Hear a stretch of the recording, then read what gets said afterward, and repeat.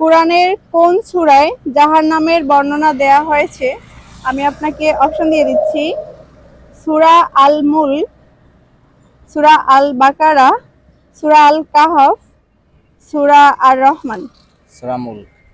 মাশাআল্লাহ, সঠিক উত্তর। আপনার জন্য আরেকটি প্রশ্ন হচ্ছে, কোরআনে কোন সূরায় আল্লাহর আরশের বর্ণনা দেয়া হয়েছে? সূরা আল মুলক, সূরা আল বাকারা, সূরা তহা, সূরা তাহা। সূরা। মাশাআল্লাহ, সঠিক উত্তর। বিশ্বনবীর মত অনুযায়ী মদিনার কতটি আজোয়া খেজুর খেলে ওই দিন সাপে কাটলে বিষ ধরবে না, ব্ল্যাক ম্যাজিক করলে ক্ষতি হবে না এবং জিন পরি দ্বারা জাদু টোনা করলেও সেটা কাজ হবে না? ক 7টি খেজুর, খ 6টি খেজুর, গ 13টি খেজুর, ঘ 16টি খেজুর। 7টি। মাশাআল্লাহ, সঠিক উত্তর। আপনার জন্য আরেকটি প্রশ্ন,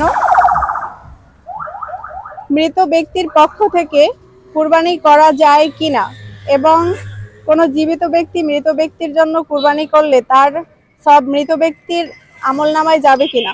হ্যাঁ, যাবে। মাশাআল্লাহ, সঠিক উত্তর। আমার পক্ষ থেকে ছোট্ট একটি হাদিয়া রয়েছে। জাযাকাল্লাহ খাইর ভাইয়া।